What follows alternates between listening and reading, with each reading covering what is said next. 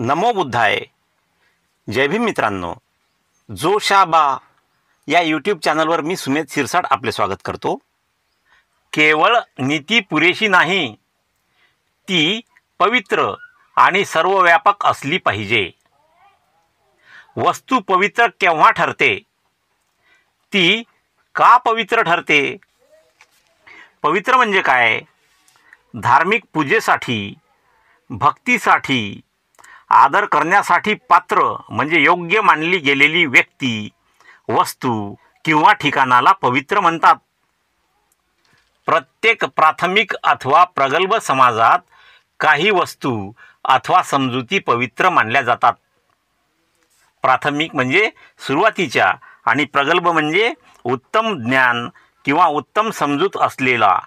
अशा समाजामध्ये काही वस्तू अथवा समजुती पवित्र मानल्या जातात व काही अपवित्र मानल्या जातात.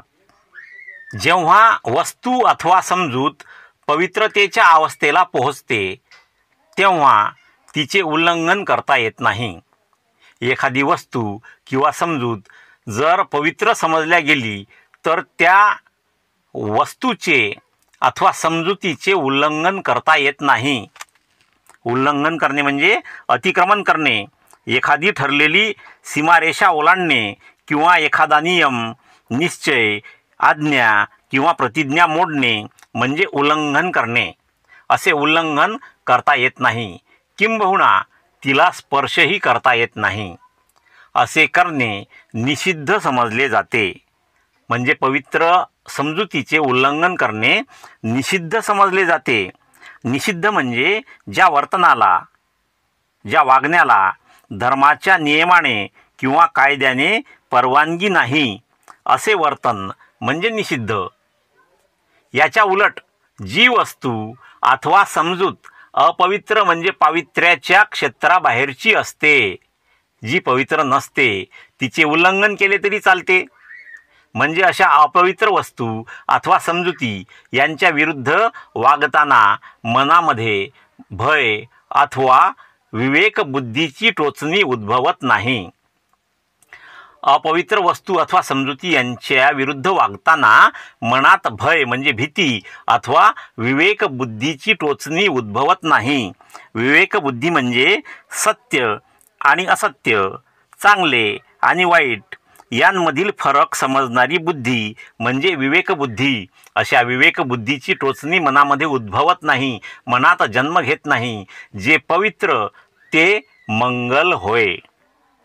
म्हणजे जे पवित्र आहे ते भले आहे. त्याचे उल्लंघन केले म्हणजे धर्मबाह्य वर्तन ठरते.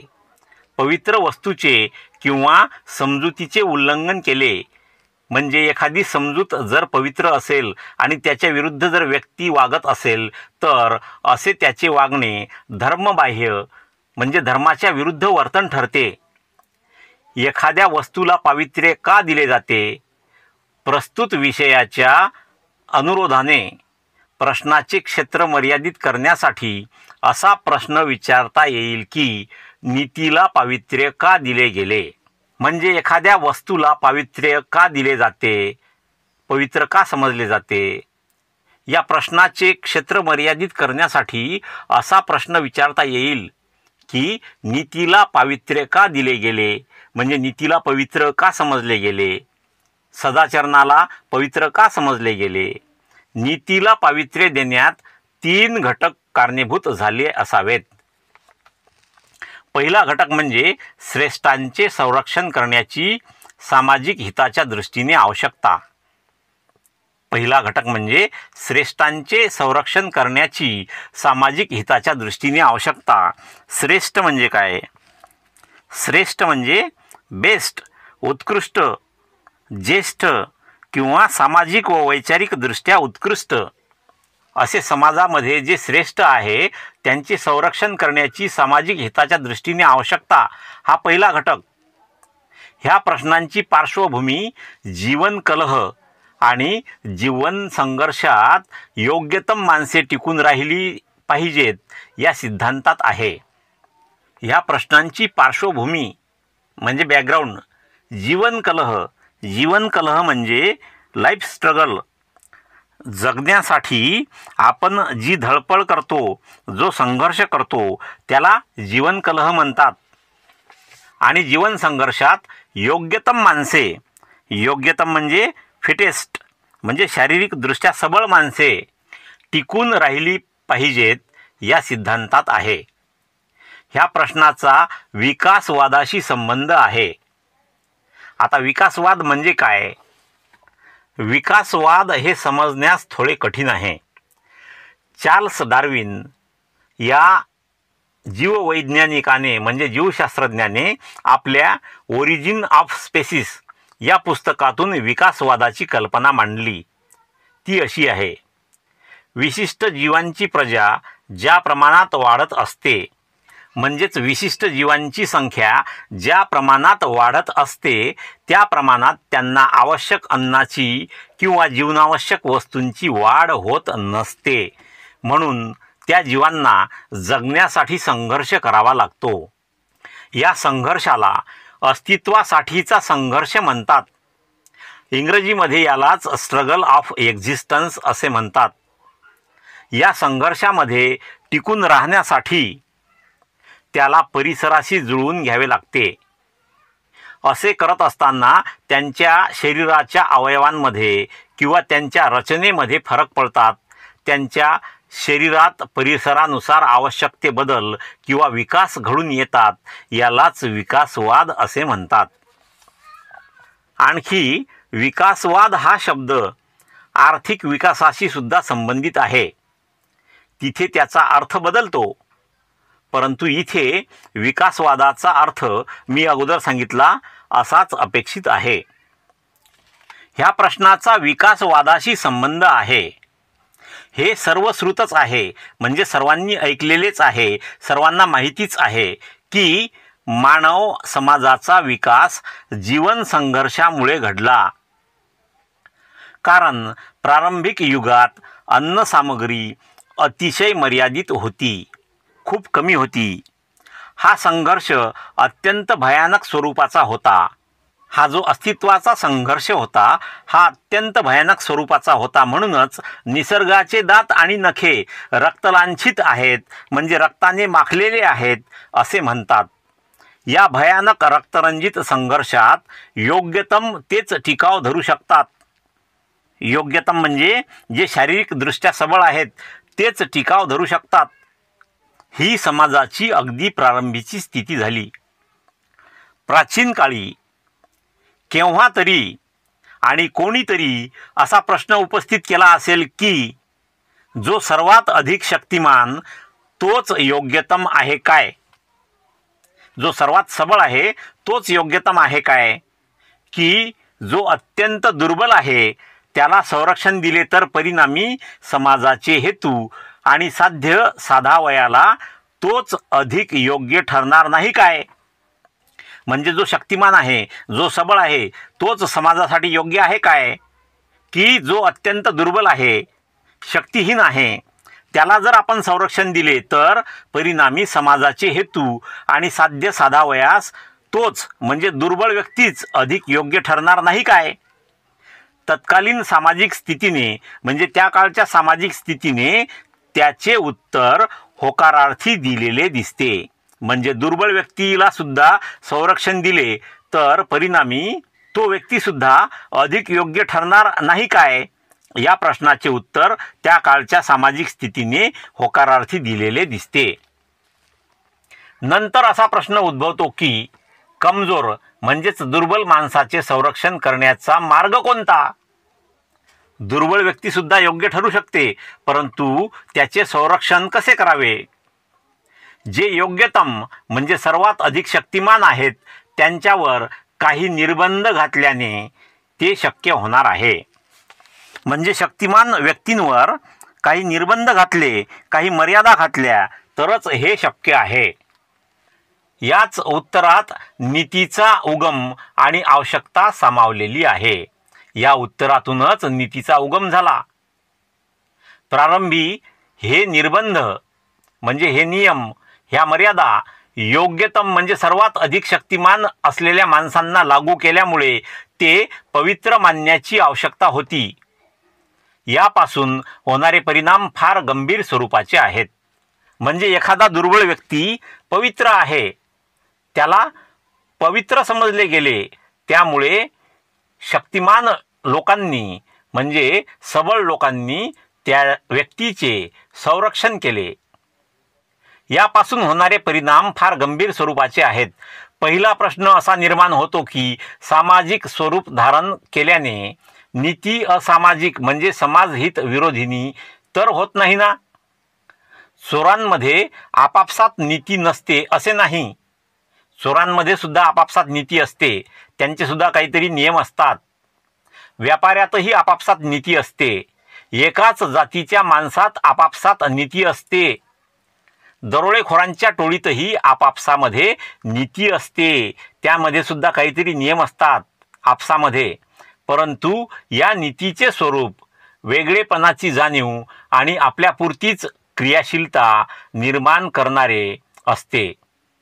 ही नीती म्हणजे एका विशिष्ट समूहाच्या हिताचे संरक्षण करण्यापुरतीच मर्यादित म्हणजेच समाजहित विरोधक असते. या प्रकारच्या नीतीतील वेगळेपणाची जाणीव आणि आपल्यापुरतीच क्रियाशीलता ही तिचे समाज विरोधक रूप अगदी उघडे करतात. जेव्हा जेव्हा एखादा विशिष्ट समूह आपलाच स्वार्थ राखण्यासाठी नीती पाळतो, तेव्हा तेव्हा त्या नीतीचे समाज विरोधक रूप स्पष्ट होते. म्हणजे काही नियम एखाद्या विशिष्ट गटासाठी, एखाद्या विशिष्ट समूहासाठी, त्यांच्या समूहाच्या संरक्षणासाठी योग्य असतात, परंतु इतर समाजासाठी ते योग्य नसतात. अशा प्रकारे होणाऱ्या समाजातील समूह संघटनांचे परिणाम दूरगामी असतात. जर समाज असा परस्पर विरोधक समूहांचा बनला, एखाद्या समूहाची नीती वेगळी, दुसऱ्या समूहाची नीती वेगळी, या एखाद्या समूहाचे नियम वेगळे, दुसऱ्या समूहाचे नियम वेगळे, असा परस्पर विरोधक समूहांचा बनला, तर तो समाज असंघटित आणि शकलित राहील. असंघटित म्हणजे जो एकत्र आलेला नाही असा, आणि शकलित म्हणजे विभागलेला असा राहील. असंघटित व विभागलेल्या समाजापासून जे भय उद्भवते, जी भीती निर्माण होते, ते हे की तो आपल्या समोर भिन्न भिन्न आदर्श, वेगवेगळे आदर्श आणि मूल्यमापनाचे भिन्न भिन्न मानदंड ठेवतो. मानदंड म्हणजे मोजमापाचे साधन. त्याच्या मोजमापाचे साधन वेगवेगळे असते.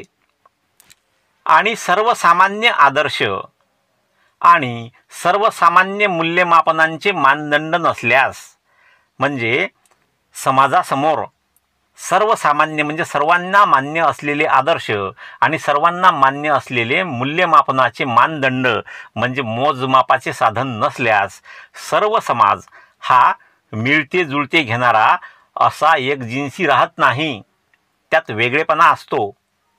असे भिन्न भिन्न आदर्श आणि मूल्यमापनाचे भिन्न भिन्न मानदंड रूढ असलेल्या समाजात व्यक्तीला आपल्या विचारात सुसंगती राखता येणे शक्य नाही.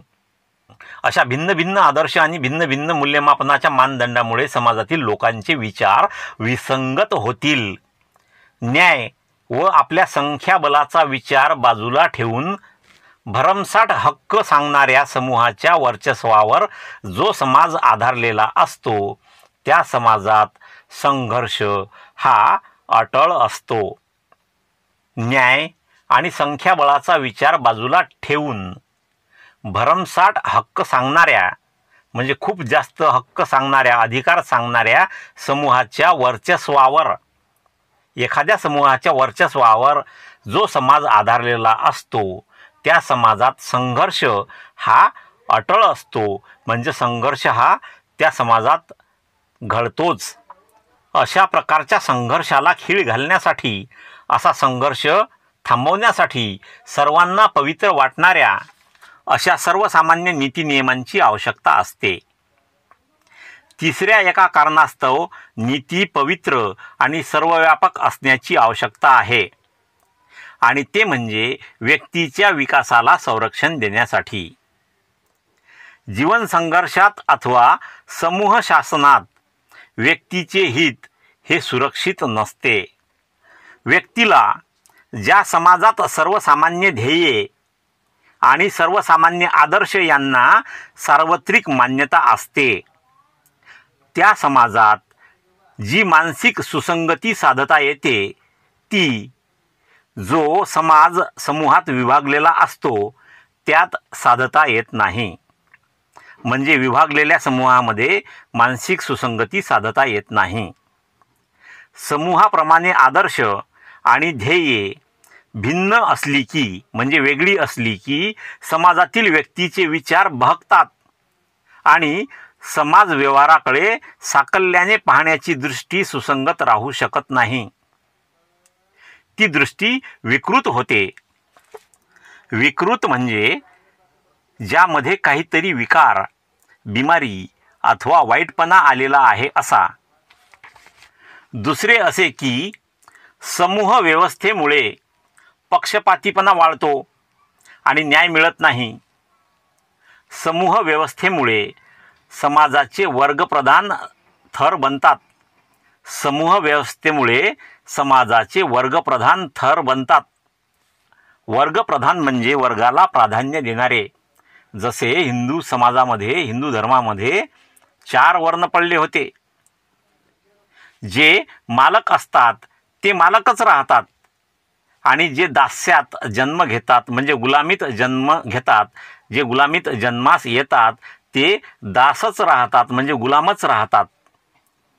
धनी ते धनीच राहतात म्हणजे श्रीमंत ते श्रीमंतच राहतात. कामगार ते कामगारच राहतात.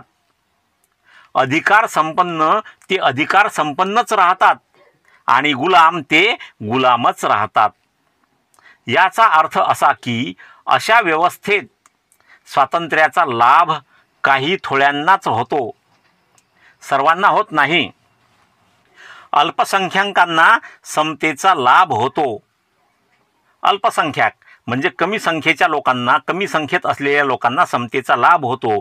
बहुसंख्याकांना मात्र त्याचा लाभ होत नाही. ते त्यापासून वंचित राहतात. त्यापासून वंचित त्यांना राहावे लागते. यावर उपाय काय? यावर उपाय म्हणजे बंधुता ही सर्वत्र प्रभाव पाडणारी शक्ती बनविणे. बंधुता म्हणजे काय? बंधुता म्हणजे मानवातील भ्रातृभाव. भ्रातृभाव म्हणजे भावासारखे प्रेम. बंधुत्व म्हणजेच नीती. म्हणूनच भगवान बुद्धाने शिकविले, धम्म म्हणजे नीती आणि धम्म पवित्र आहे तशीच नीतीही पवित्र आहे. मित्रांनो, हा व्हिडिओ तुम्हाला आवडला असल्यास कृपया व्हिडिओला लाईक करा, व्हिडिओ आपल्या मित्रांमध्ये शेअर करा, तुमच्या चांगल्या कमेंट्स मला पाठवा आणि पहिल्यांदाच या चॅनलला भेट दिली असल्यास कृपया या चॅनलला सबस्क्राईब करा आणि बेल आयकॉनला प्रेस करून त्याला ऑलवर सेट करून ठेवा. म्हणजे मी अपलोड केलेला प्रत्येक व्हिडिओ तुमच्यापर्यंत लवकरात लवकर पोहोचेल. भेटूया पुढील व्हिडिओमध्ये आणि तोपर्यंत जय भीम, जय भारत.